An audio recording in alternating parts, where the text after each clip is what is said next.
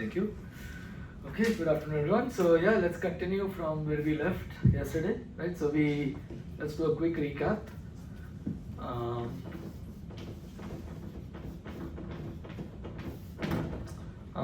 So we have been discussing non-removability and removability. Well, if you understand non-removability well enough, then you understand removability, right? So non-removability in bipartite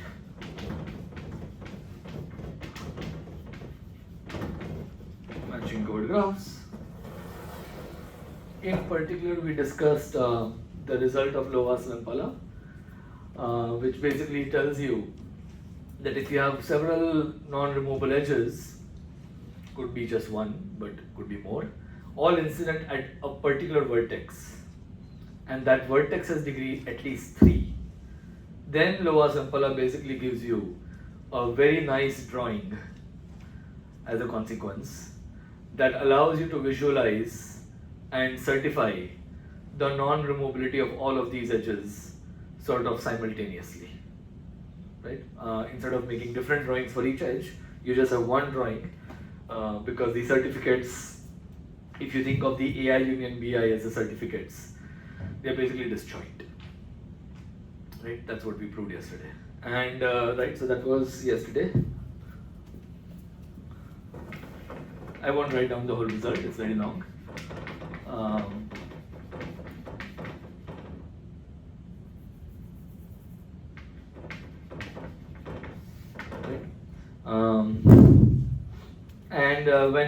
When we after this we saw an application.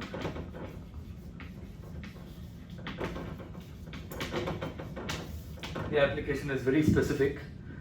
We proved that in a near bipartite brick, let's say the brick is G and R is a removable doubleton such that G minus R is bipartite. Then in this bipartite graph, let's call it H. H is G minus R. You look at any vertex, then the result says that at most 2 edges incident at that vertex are non-removable in the bipartite graph. The actual statement says if V has degree 3 or more, but actually you don't need that. If V has degree 2, then both the edges will be non-removable, and therefore at most 2 are non-removable is still correct. Okay. But anyways, so that was an application we saw for near bipartite bricks. There is a subtle point I want to mention, which is actually related to my own thesis. So I'm kind of tempted to mention this point. So right, let's look at the setting. We have a near bipartite brick G. It looks like this.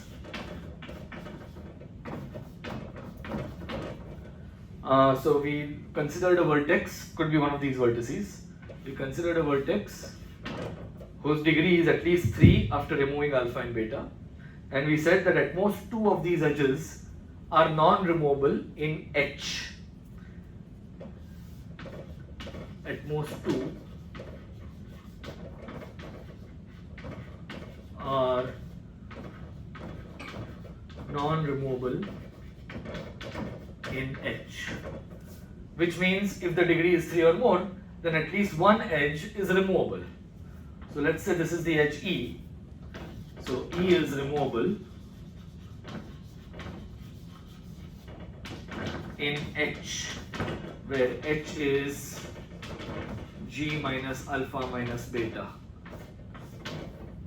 Yeah, in the bipartite graph. I want you to note that E being removable in H need not imply that E is removable in G.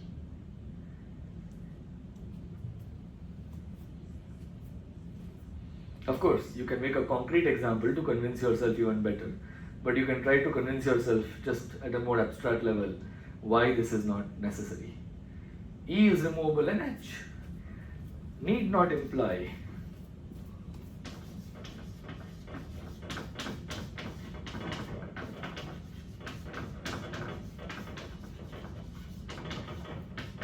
in fact, there is a very nice graph where this happens. There's a very nice graph You know what I mean by very nice graph. Very nice graph where this happens. A very nice nearby patent brick, very small, tiny, where you see that there is a removable edge in the bipartite graph. That's not removable in the actual graph. Yeah, see it? I think of all the very nice graphs. Yeah? Make a drawing. Draw a very small nearby bipartite brick. The bipartite graph should have a removable edge, but it should not be removable in the original graph G.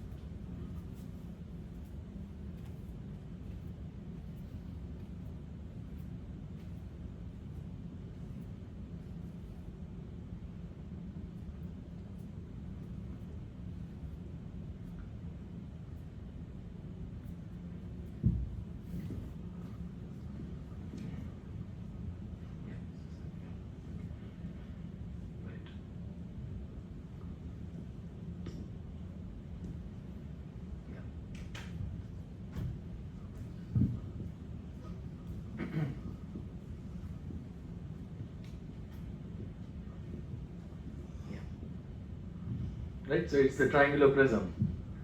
In the triangular prism, you delete a removable doubleton, you get the ladder on 6 vertices. The ladder on 6 vertices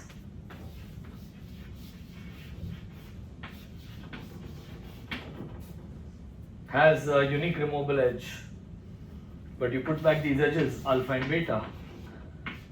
Now this is no longer removable. Right? In fact, this is related to the dependence relation that we are about to discuss very soon. Every perfect matching containing alpha or beta contains the edge E. Therefore, if you remove E, alpha and beta, neither of them is matchable anymore. Right? So that's the issue here. Okay, anyway, so that's one point I want to mention.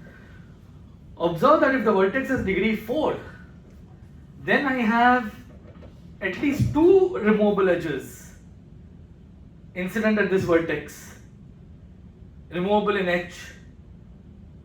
Now I claim that one of those 2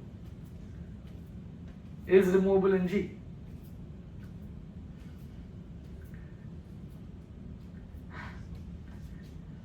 If you had degree 4, if vertex is degree 4 in H, the bipartite graph, then we will get at least 2 removable edges. Now observe that both of them cannot stop being removable in the original graph G. Right? Why is this edge not removable in G? Because every perfect matching containing alpha or beta contains it. But that can't be true for both, no? Anyways, so there are some nice things. So in fact, this is not the main point I want to discuss, but if you have an edge that is removable in both the bipartite graph and in the original graph G, then actually I gave it a name in my thesis. It's called an R-compatible edge. And in fact, the second half of my thesis was entirely about R-compatible edges.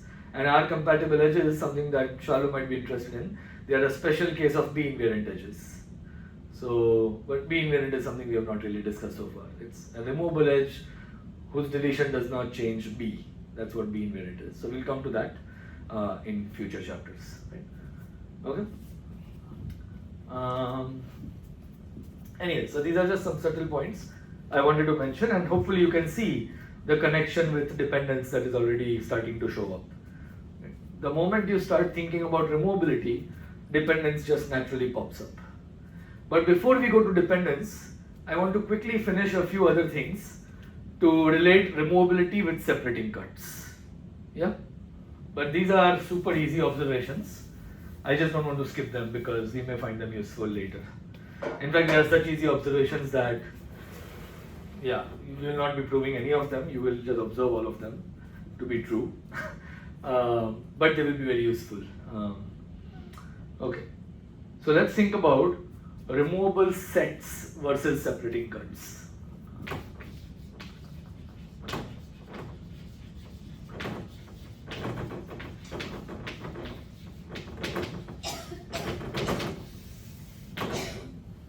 So here is the general viewpoint. I'll just make a drawing. I have some matching covered graph G.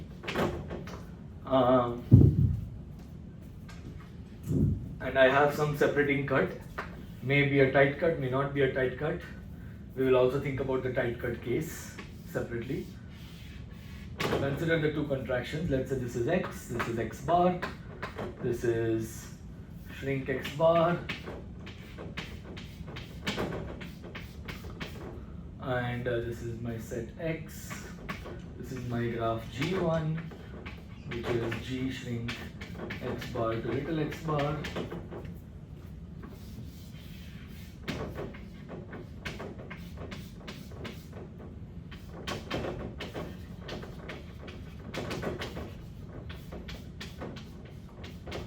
Okay, so that's the general drawing we have. And the question we are going to be asking is something along these lines. If some set of edges is removable in G, then what can you say for the same set of edges in G1 and in G2? Right? And we say that a set of edges is removable if deleting it gives you a matching code graph, right? So let's recall that a set R of the edge set of G is removable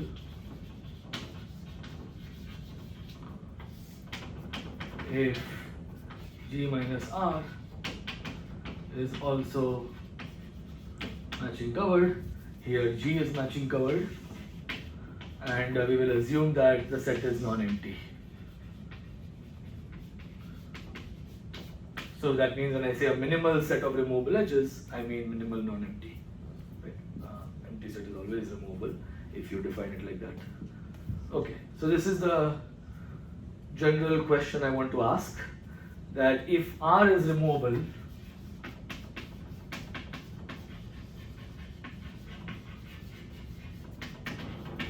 in G, there is one technical issue here, right?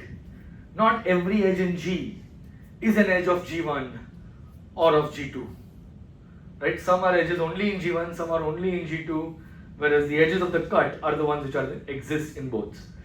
So what we really mean, if I say is R removable in G1, what I actually mean is there's a restriction of R removable in G1, right? But I will not say that. In general, if I say G1 minus E, if E is there, you delete it. If E is not there, well, then G1 minus E is equal to G. Yeah, so that's sort of a convention. If R is removable in G, then what can we say about G1 minus R and G2 minus R?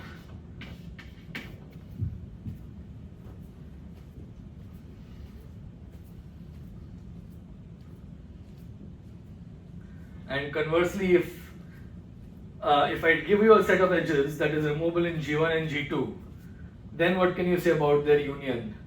And of course, things become a bit tricky. If I give you a bunch of edges that are all here, removable in G1, so what I mean by here is they are not incident with this vertex. And if I give you a bunch of edges that are all removable here, and none of them is incident here, then what does it mean for the graph G, for the union of these two sets? So these are some other things to think about. Supposing I give you some set R1, assume that none of the edges is incident at the contraction vertex.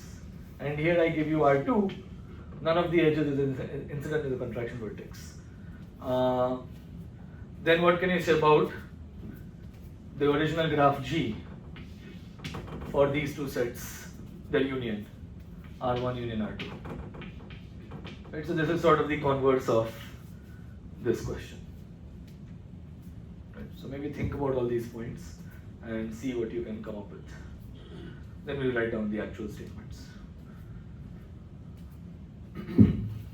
In fact, while you think about it, I will start writing down. 8.7.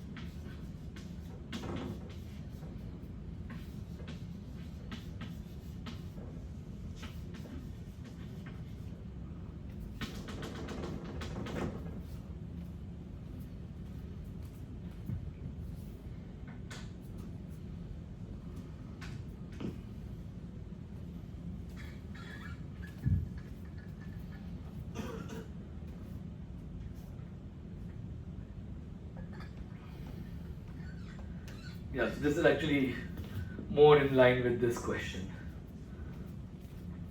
If G1 minus R, in fact the way it is written, in order to not deal with this R1, R2 nonsense, what they did is they just took a set of edges in the graph G. Now G1 minus R just means delete all the edges from G1 that are in R, if they are in G1, right? If they are not in G1, if some edge is not in G1, then don't delete it. So in some sense you can forget the R1, R2 business.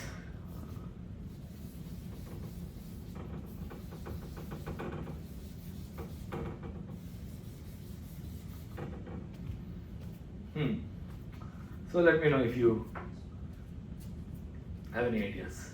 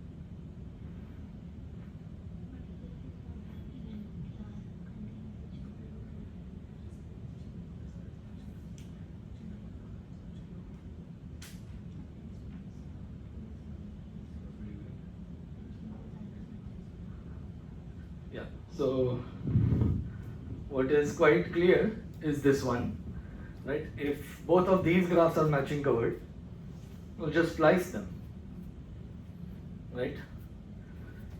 I've deleted the same set of edges from both graphs, right? Whether they exist or not is a different matter, right? So you can just splice these two graphs and you will get G minus R. Do you agree? G minus R is simply a splicing of G1 minus R and G2 minus R. Right?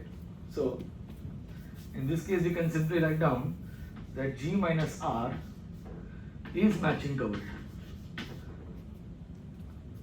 The argument is simply that G minus R is a splicing of G1 minus R and G2 minus R.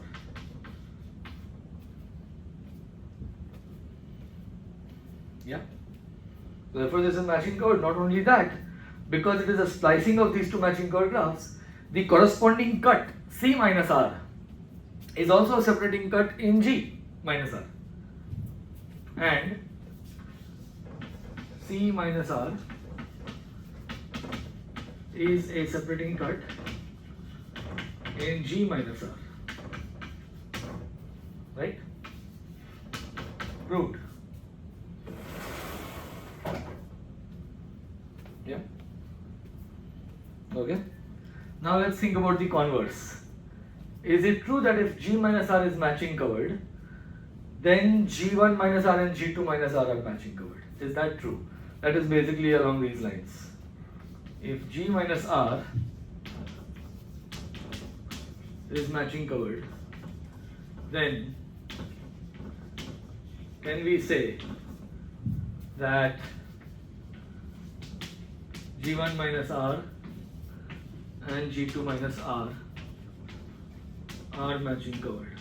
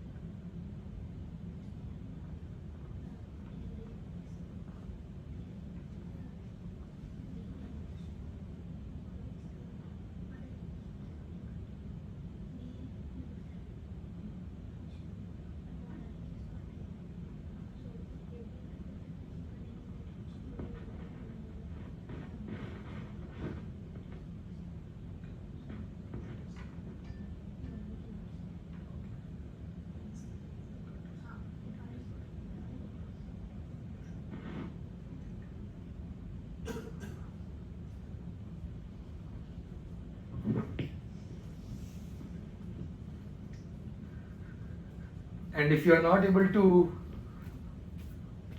make much progress here, you can strengthen your hypothesis from C being a separating cut to a tight cut.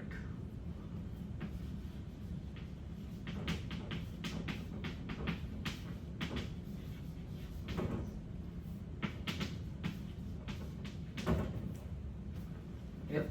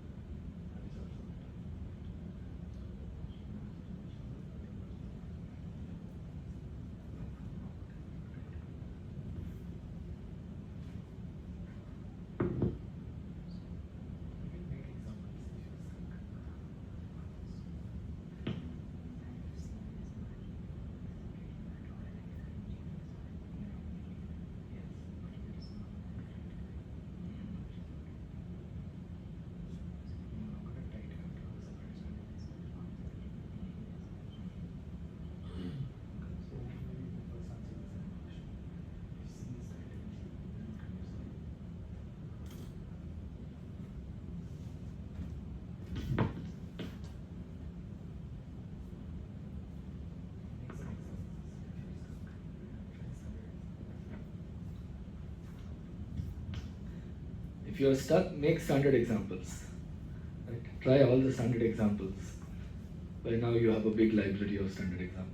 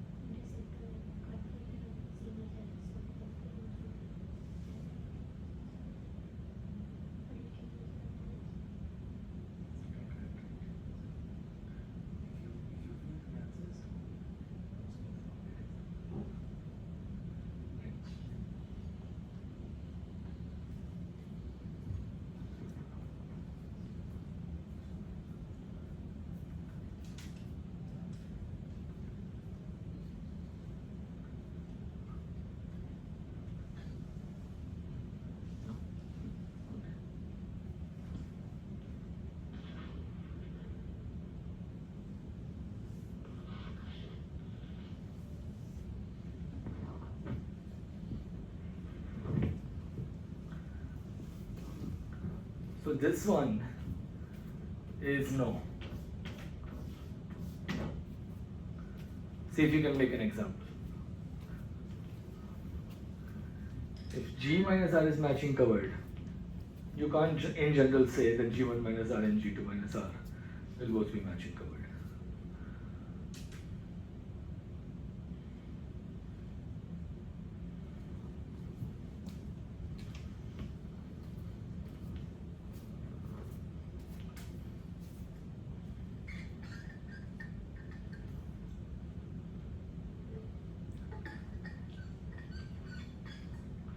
Let me know if you have an example.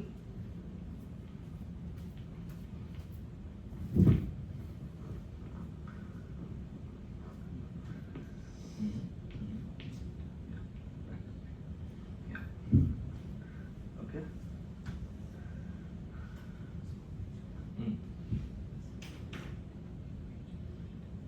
That's right.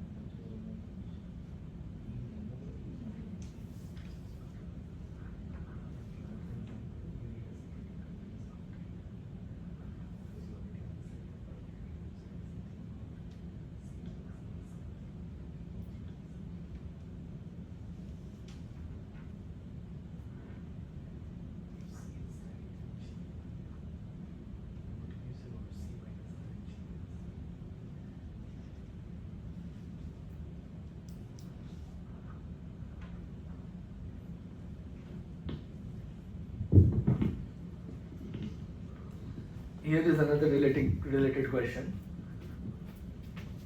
If C is tight in G, what can you say about C minus R in G minus R?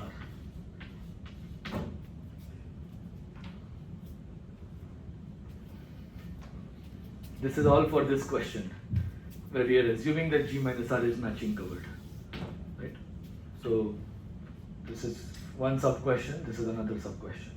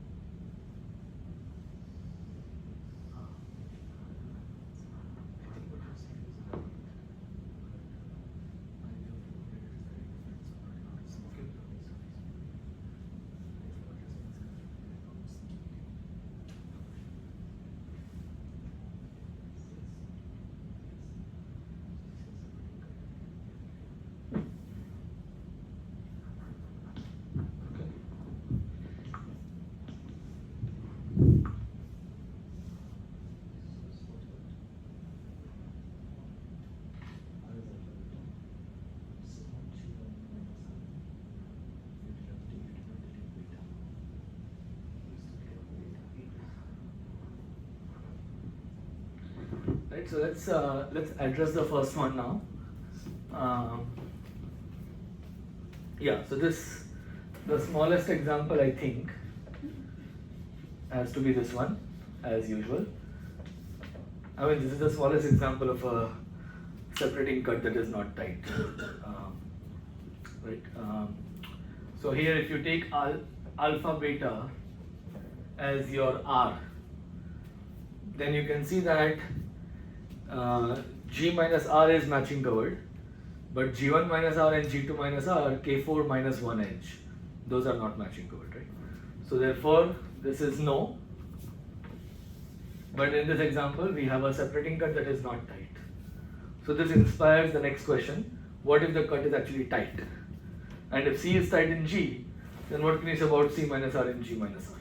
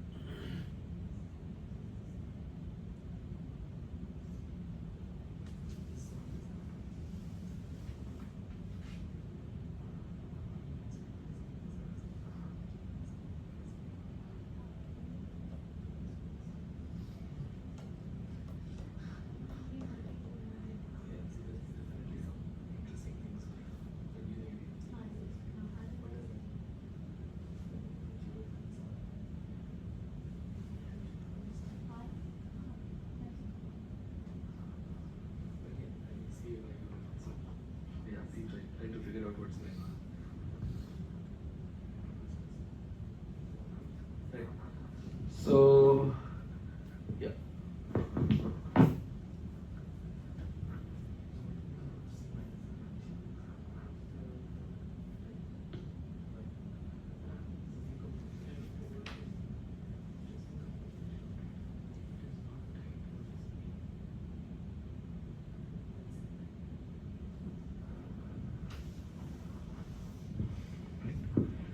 Okay, so the point is, this is a good question to answer, because if C is tight in G, observe that C minus R is tight in G minus R.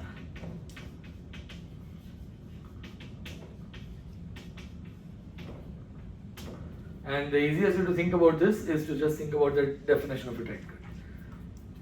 Right? If C minus R were not tight in G minus R, then there would be a perfect matching of G minus R that would meet the cut C minus R in 3 or more edges. That is also a perfect matching of G, contradicting the fact that C is a tight cut in G. Right? So, because this is tight in G minus R, it follows that G1 minus R and G2 minus R are both matching covered. So if you want you want an if and only if statement here, then you have one. This is 8.8, and I will be lazy. Tight. And now what you have is, these are matching covered if and only if G minus R is matching covered. And in fact, in this case, C minus R is a tight cut in G minus R.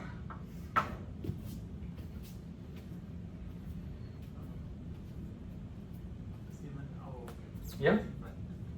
Yeah, I put it in brackets. Yeah. Okay? So this is 8.8. So it tells you how removability behaves across tight cuts. So clearly, because it is a tight cut, you get something much stronger. But in the case of separating cuts, you only get one direction, which was our original 8.7. Right? I want to also quickly write down one corollary of 8.7 that we will find useful later. It's a special case basically. Instead of focusing on a set of edges, it just focuses on an edge.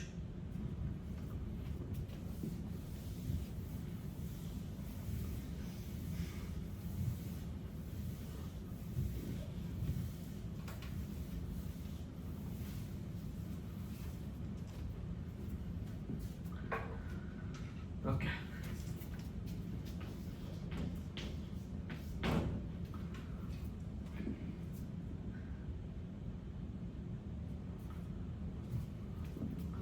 Yeah, so it's the hypothesis is basically the same. G is a matching covered graph. C is a separating cut.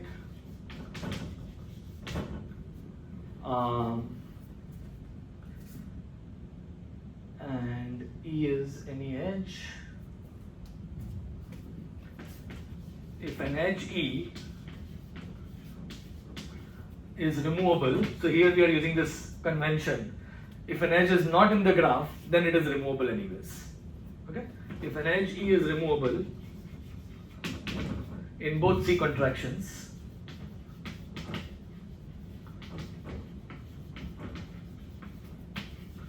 of G, then that edge is also removable in G itself.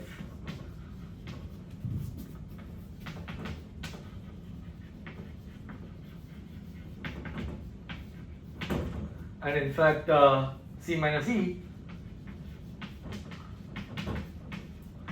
is a separating cut of G minus E.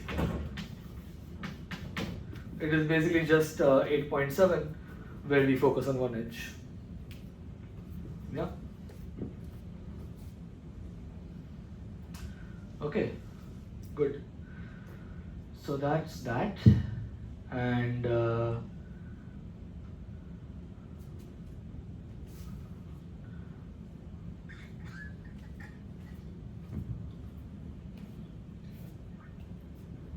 we can now move on to the very exciting dependence relation.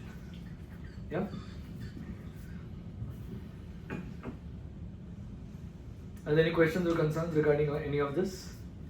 All good? Okay. All right.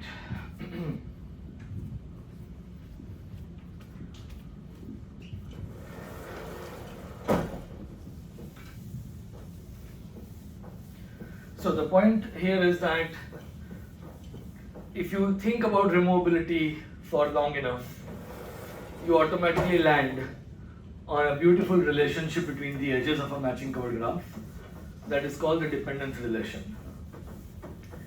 This relation may have been studied by others, I'm not aware, but the first paper that sort of formally introduced this relation and kind of eventually over the years made it staple food in matching covered graphs is the paper of CLM 99.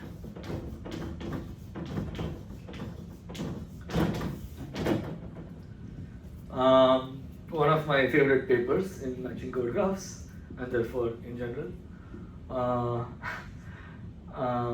Yeah. So let's talk about the dependence relation.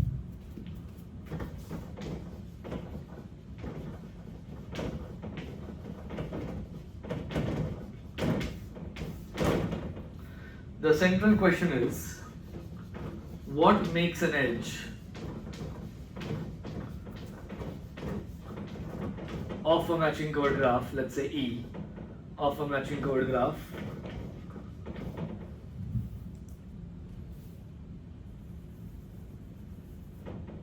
maybe let's call it F, non-removable.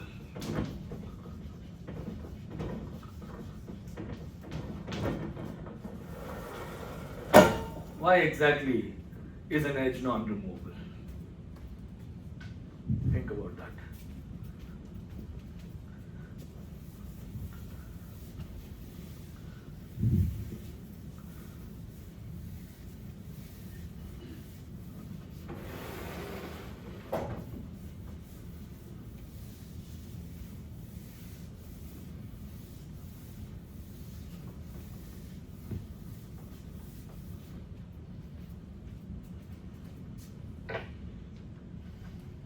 Right?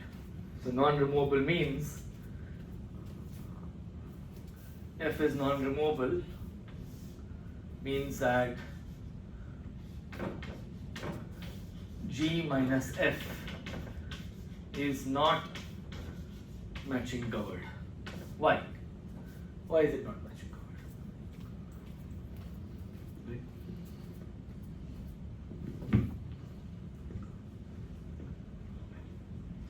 So much difference. Yes.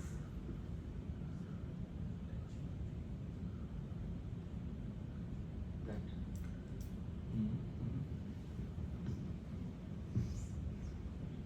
Okay. Yeah. Okay. So looks like most of you have seen this before, right? But there is one corner case. There is one corner case, right? K2 is a corner case. So an edge is not removable because it is the only edge of the graph called K2. Okay, fine.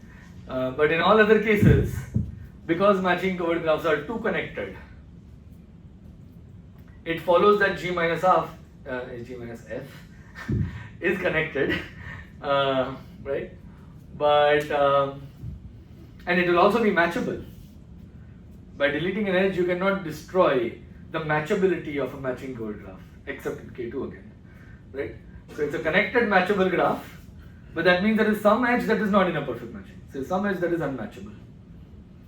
The fact that it is matchable will be useful later, right? But the point is, unless G is K2, G minus f is not matching covered if and only if there exists an edge E. This is an edge in G minus f, so it is not equal to f. That is unmatchable in G minus f. But E was matchable in the original graph G, right? The original graph was matching covered. So there were perfect matchings in G that contained the edge E. But now suddenly those perfect matchings have stopped existing in G minus f. That is only because all those perfect matchings contained f also. So that brings us to the, yes, they contained f. Right? So this is if and only if every perfect matching of G that contains E also contains F. Yeah? This is the standard way of defining dependence. An edge E depends on an edge F if every perfect matching containing E also contains F. Right?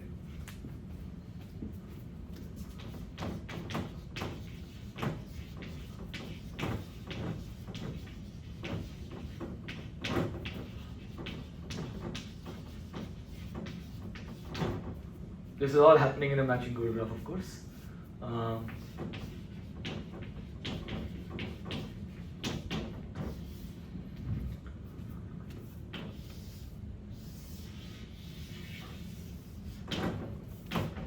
If every perfect matching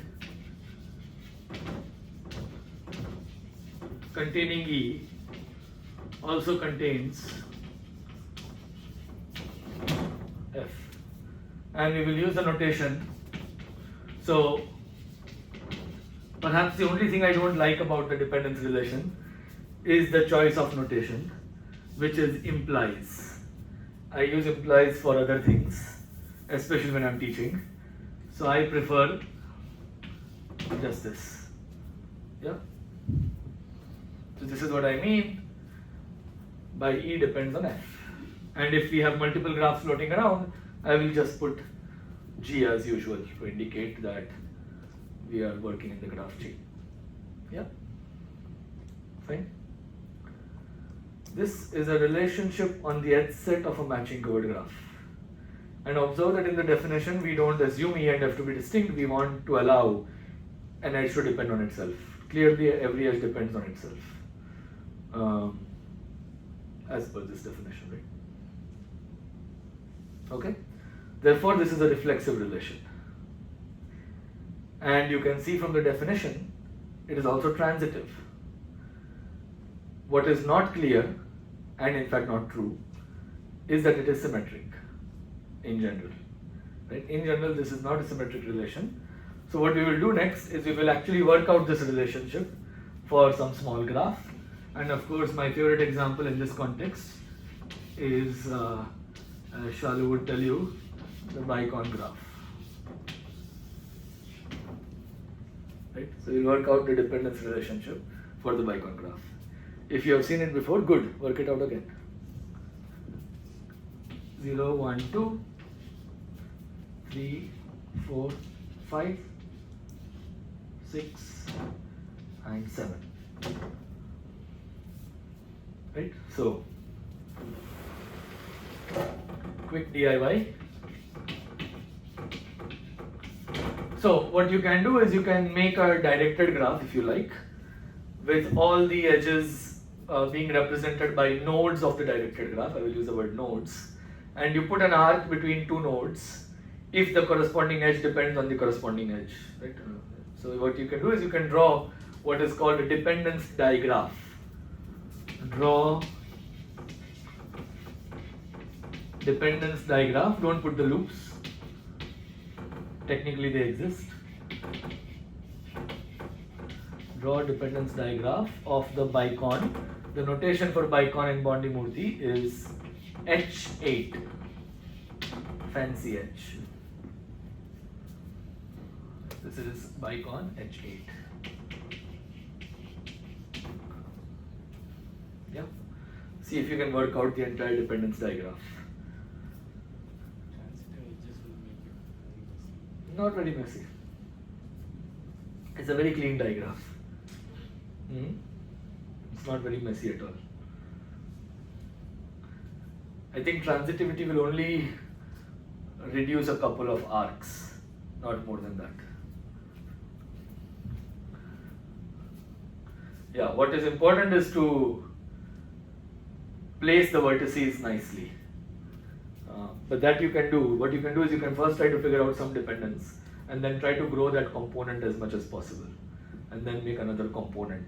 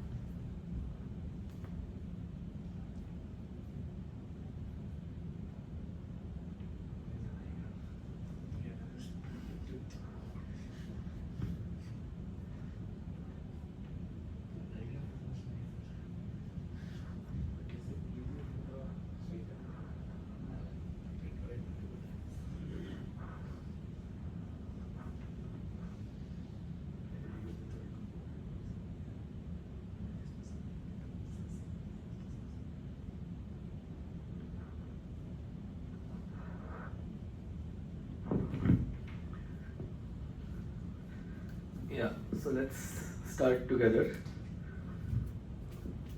Let's first figure out this edge 0, 1.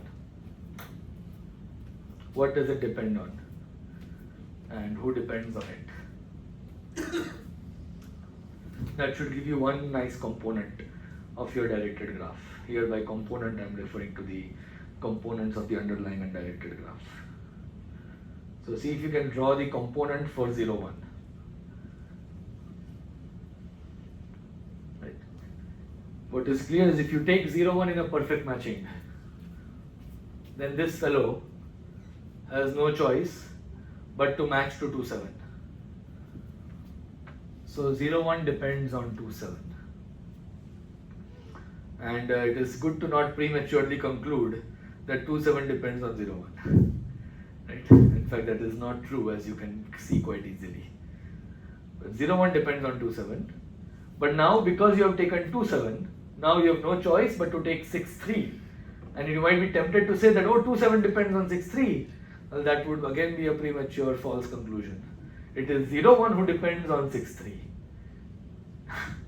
Right? It's not okay to say 2, 7 depends on 6, 3. Right? It is 0, 1 who started everything. Right? And now we must finish by including 4, 5. So it is 0, 1 again who depends on 4, 5. So 0, 1 depends on all 3. So let's draw the yellow component. The yellow component has 0, 1. It depends on 2, 7. Maybe I'll draw it like this because I kind of know what to expect. So I'll draw it like this. 0, 1 depends on 2, 7. And it also depends on 3, 6.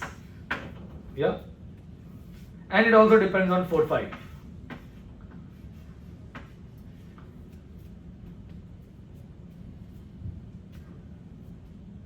Right? And we have a perfect matching containing all these 4 edges now. Yeah? That also means that these edges cannot depend on anybody else. Once I have a perfect matching, observe that the edges in the perfect matching cannot depend on edges outside the perfect matching. Right? All the dependencies have to be within the same perfect matching for any perfect matching. Right?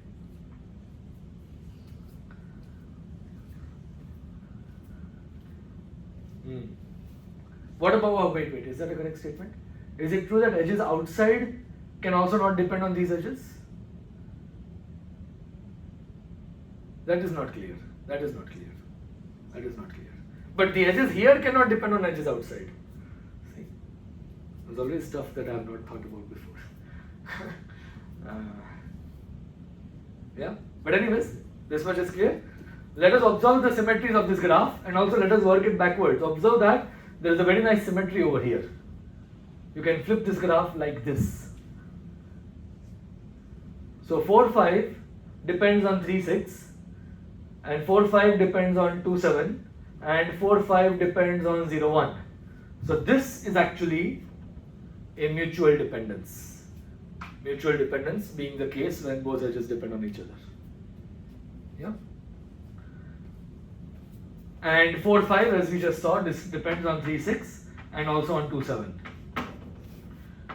But now you can convince yourself that 2, 7 and 3, 6 actually do not depend on these edges or on each other. For that you actually have to find perfect matchings containing these edges and not containing the other edges. Right, I'll let you do that yourself. Right, let's do one example. 2, 7 does not depend on 0, 1 because I can take 2, 7, 0, 6 and 1, 4 in a perfect matching along with this edge. So that would be a perfect matching containing 2, 7 but not containing 0, 1. Therefore 2, 7 does not depend on 0, 1. Yeah? So we have got one component here. Because this graph is very symmetric, we have another component that looks very much like this component.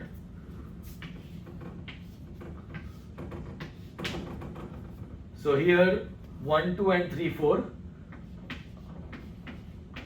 depend on each other and both of these edges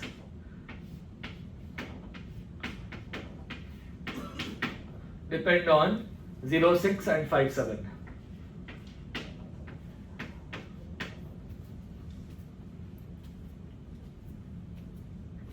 One reason to start labeling from 0 is that you don't need double digits up to 10 vertices.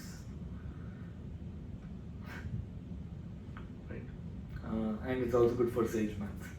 Sage Math also labels from 0, generally by default. So this is, okay, so these are two components of the dependence diagraph, and they are basically isomorphic because the graph is very symmetric. Now let's consider this edge. This also happens to be the only removable edge in the bicon. E is the only removable edge. And we will see this through the dependence relation later. First, let's consider dependence. Observe that if you take this fellow, now you cannot match this vertex here because then this will not have anybody to match with.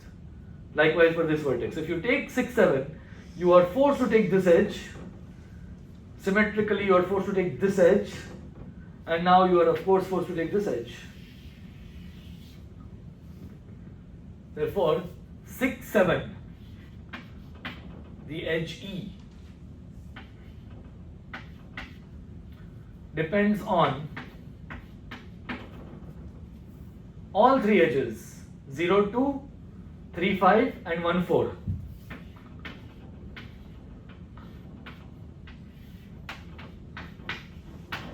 But there are more dependencies here. For the same reason as 0, 1 depends on 2, 7. 0, 2 depends on 1, 4. And 3, 5 depends on 1, 4. And this is your entire dependence diagraph. Convince yourself.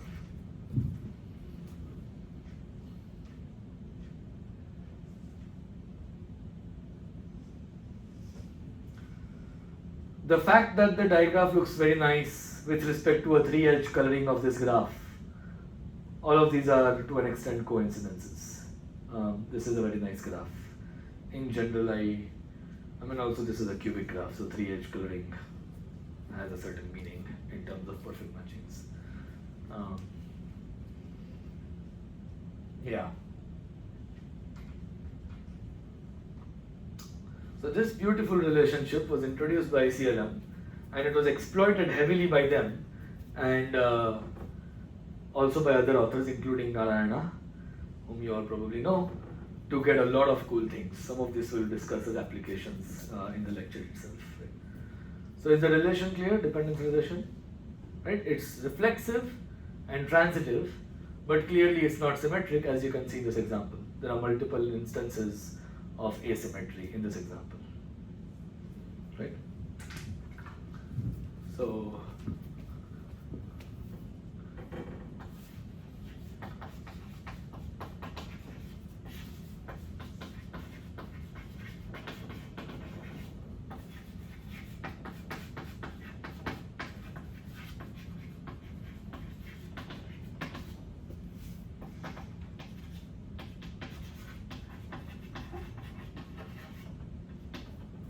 yeah.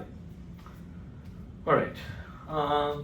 Let's just continue. I don't feel like taking a break. Do you all want a break? Anybody wants a break? Yeah. Sorry. You have to stop at. Yeah, that's another problem in life. Okay, let's not take a break.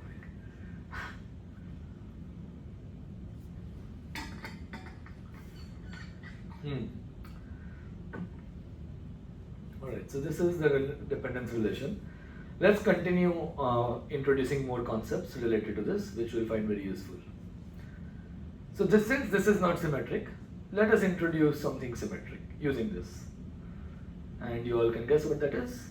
It is called mutual dependence.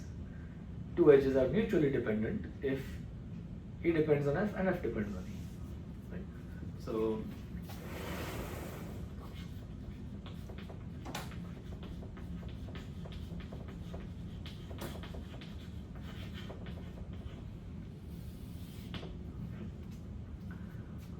E and F are edges of a matching curved graph.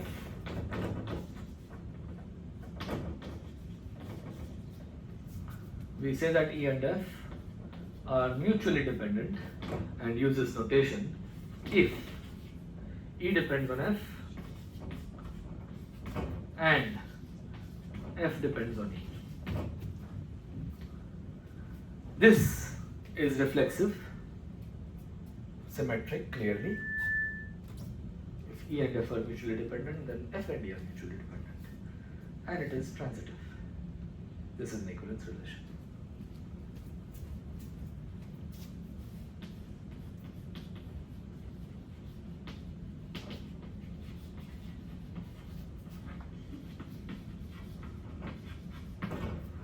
And this is an interesting point because now we have an equivalence relation.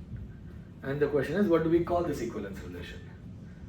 Well, somewhat embarrassingly, most papers call it equivalence relation. This is the so-called equivalence relation for matching curved graphs. Of course, there are other equivalence relations, like the canonical partition theorem, which is what we started this course from. But that is not called the equivalence relation. This is called the equivalence relation. So, not only is it an equivalence relation, it is also the equivalence relation. In the book, they call it the dependence relation. So wait, sorry. My bad, I got mixed up. No, this is the dependence, this is the mutual dependence relation. No, this is fine. An equivalence relation will give you equivalence classes. This is where the embarrassment starts. Sorry. Okay, so because it is an equivalence relation, it will give you equivalence classes. Yeah. So the question is, what do we call these equivalence classes? And they are called equivalence classes of a matching curved graph. In multiple papers. Probably also in CLM 99. So yeah. Since it is a class, you can say dependence class also. Good. So that is what they do in the book. In the book they call them dependence classes. My concern with that, I mean, I can totally see why they chose this word. My concern is they are mutual dependence classes, not dependence classes. Dependence is not equivalence relation. So we shouldn't call them dependence classes in my opinion. We should call them mutual dependence classes. But then it becomes ridiculously long. So, I will call them mutual dependence classes and I will abbreviate to MD classes, which is also very bad because DM stands for Dulmich-Mendelssohn. So now you have to remember two things. DM is Dulmich-Mendelssohn, but MD is mutual dependence. Okay, let's not commute. Okay, so anyways, I don't know what is right, what is the best choice. There is no clear winner in my opinion here. I will use any of these terms, so please bear with me. Sometimes I will say equivalence classes, sometimes I will say mutual dependence classes, sometimes I will say dependence classes. I mean the same thing by all of these things. Okay, so, right. Alright, so now let's go back to our example and let's figure out what are all the mutual dependence classes in this graph, right? Every node you see here, except for 1, 2, 3 and 4, is a class by itself. The only non-trivial classes are the 0, 1, 4, 5 and 1, 2, 3, 4. This is one equivalence class. And this is another equivalence class. I'm used to equivalence class, sorry. And all the remaining 10 edges, now how many? 12 minus 4, 8 edges. The remaining 8 edges, each of them is an equivalence class by itself. Yeah? Alright.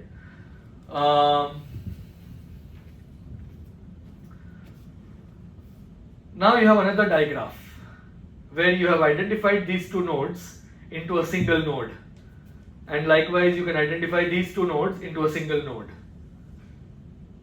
and you can drop the multiple edges. Now you'll have only one arc going from this node to this node, and one arc going from this node to this node.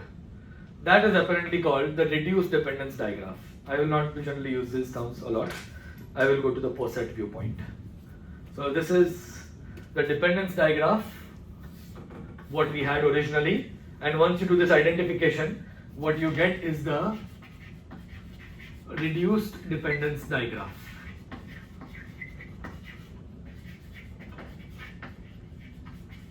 They use some notation. For dependence digraph of a matching code graph, they use D of G, and for the reduced dependence digraph, they use D hat of G. Yeah. Since Narayana's thesis, or rather during Narayana's thesis, I abandoned this viewpoint of digraph, and we decided to go to the poset viewpoint. So let me tell you about that viewpoint. Okay. So now what you can do is, you have these equivalence classes of a matching code graph as per the mutual dependence relation, right? And what you can do is, now you can define dependence on the equivalence classes. An equivalence class, I don't know, D, depends on an equivalence class F if some edge in D depends on some edge in F. Therefore, every edge in D depends on every edge in F. Yeah, you all agree? This is a poset. Your elements of the poset are the equivalence classes of the matching code graph, right? And your relationship of the poset is the dependence relation, as I defined right now. Now observe that this is reflexive, it is transitive, and it is, what's the right word? Is it antisymmetric or asymmetric? Antisymmetric. If D depends on F and D and F are distinct, then F cannot depend on D. Right? That is antisymmetry. Okay? So, too many words. Let's just write it down. Dependence poset. So the elements are the equivalence classes. This is a notation we have used in some paper of a matching code graph. So this is basically, and the relationship is the dependence relationship. Generalize, oh, now I have two arrows. Okay, fine. Generalize to equivalence classes.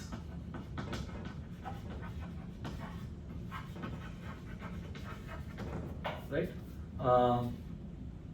An equivalence class D depends on an equivalence class F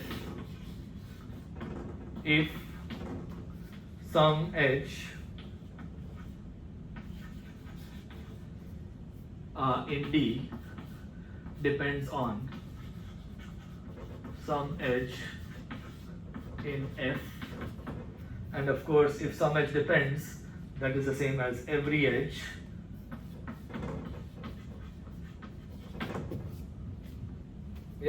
okay, that's the dependence poset. So that is the viewpoint I personally prefer as opposed to the digraph viewpoint. One reason is we already have a graph. Why introduce a digraph? Let's introduce a poset. I don't have to worry about nodes of the digraph. I can talk about elements of the poset. Okay. But there are some other advantages. Now we can also use some terminology from posets. Right? Srijit is quite familiar with posets, right? Well, everybody is familiar, but right? You probably have used it a lot in your research as opposed to others, maybe. So one terminology we can use is minimal elements of a poset. Right? Every finite poset has a minimal element. So the minimal elements of this poset are what we will call the minimal classes of a matching code graph, right? And here minimality, actually Lokazimurthy also make a point to say that minimality here is coming from the poset terminology and should not be confused with set containment minimality. They actually have a footnote there, I was remembering our conversation. So the minimal classes are exactly the minimal elements of this poset. So here the minimal classes are the two large classes, and the edge E also comprises a minimal class. These are our three minimal classes.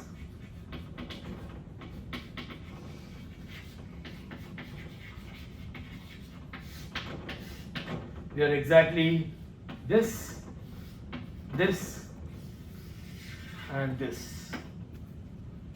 Yeah? Minimal elements of the poset. If you think about the digraph point of view, then what you have is a directed acyclic graph. A poset is basically like a directed acyclic graph. And what you're looking at is the source elements, the source nodes of this poset, of this digraph. So in the past, I've also used the word source classes, coming from this directed graph terminology. But Lucchesi Murthy actually used minimal classes, so I'll stick to minimal classes for this. Right? Okay, good.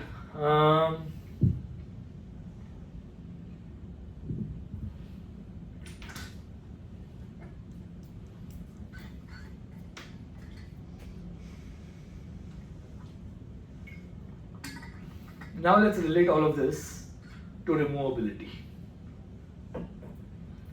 If I tell you that an edge E of a matching covered graph is removable, what does it mean in the language of this poset?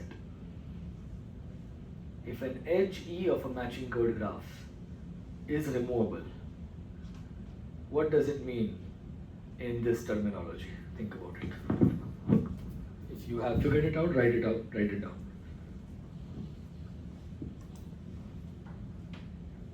Okay, think about it.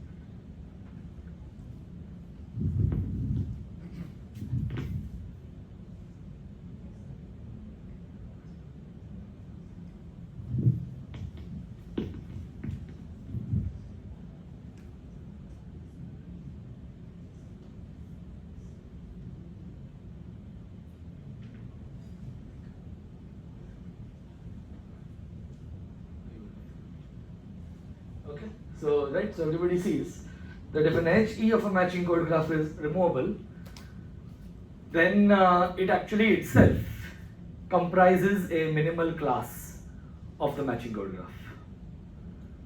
Right? It is itself a minimal class of the given matching code graph. Okay, let's take this a step further. Let's define what is called a removable class. So a removable class is any minimal class. So let's think about a minimal class. Supposing I have a matching code graph G. let's say G is a matching covered graph, and let's say R is a minimal class. Yeah?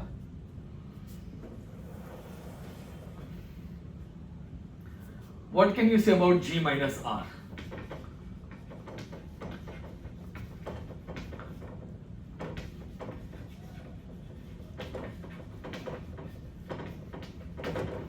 Yeah, this is what I want you to think about. R is a minimal class. Let me actually not say R. Let me call it F. It's a set of edges. F is a nice symbol for a set of edges.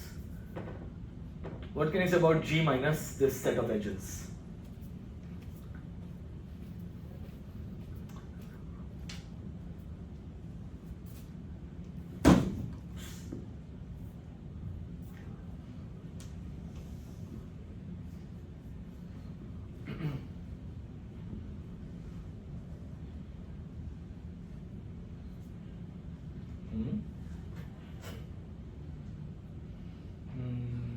Close. Close. No, their answers are close.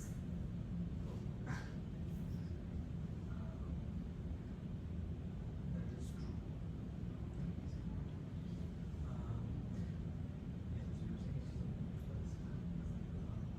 This is what I was looking for. This is not true.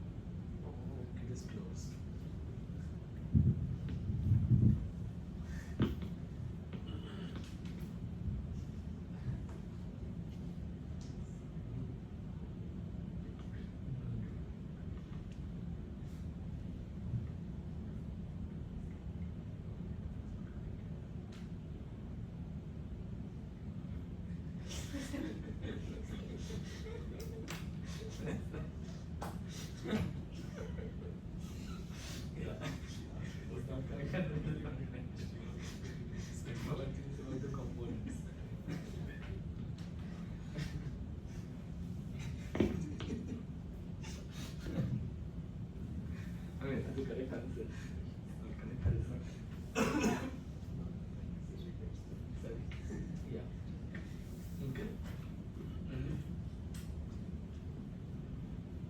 Close, not too far. Okay. Yes. There's a catch also.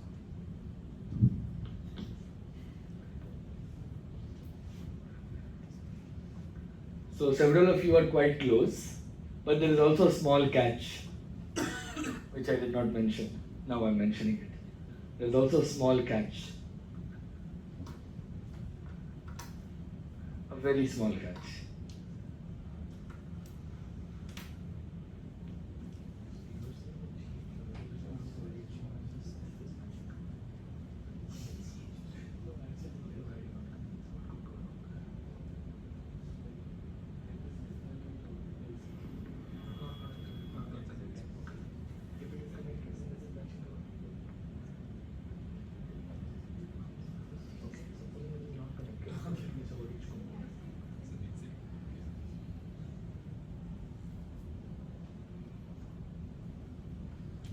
Right? So there are two cases.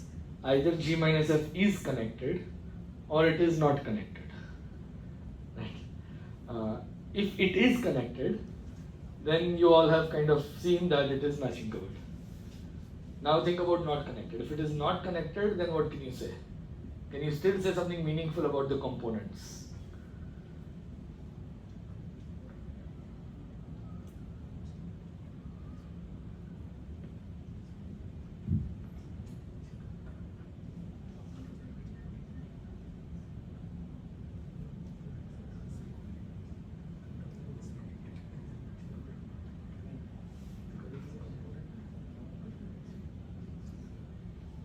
Now there's a small catch also.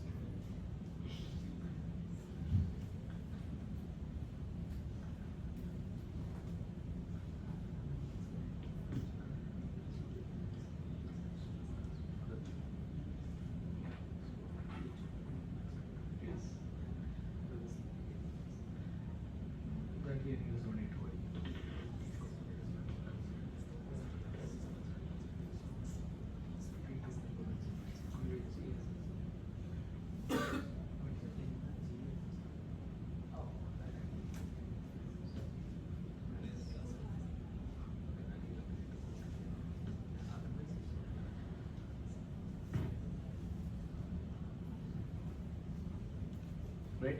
So I hope everybody sees that every component of G minus F is matching covered. There's only one problem. There's one graph that is a problem. K2. Right? In K2, the only edge is a minimal class. You delete it, now you have 2 copies of K1. Nothing useful you can say about that. Right? So for most of these observations, it is a good idea to throw out K2. Matching covered graph not K2. Take a minimal class, then each component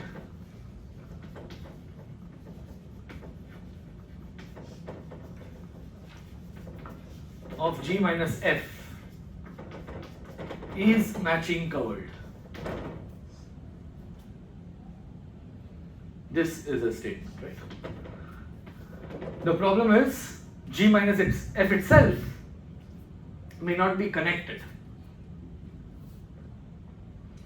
And it's quite easy to make examples. The simplest example is take an even cycle, not C2. Right? Take an even cycle on at least 4 vertices. Observe that it has 2 perfect matchings. Those 2 perfect matchings are also the 2 equivalence classes, and they are also minimal classes. And if you delete any one minimal class, what you have is just a bunch of K2s, matching covered, but disconnected graph. Right? So, if G minus F is connected, we will say that it is a removable class. We will say that F is a removable class if G minus F is connected. Right? And so that means a minimal class F is a removable class if after deleting it you have a matching covered graph. Right? And one of the things we proved in the very beginning of this chapter is that in a bipartite matching covered graph, every removable class has cardinality 1. We did not use that language. We said every minimal non-empty removable set of edges is a singleton. That just means in this language what we proved is just that every removable class in a bipartite matching covered graph has cardinality 1. Okay? We are not saying it exists. In a cycle of length 4 or more, there is no removable class. There are 2 minimal classes, neither of them is removable. And you can generalize this example to more interesting examples. Right? But in a bipartite matching covered graph, every removable class has cardinality 1.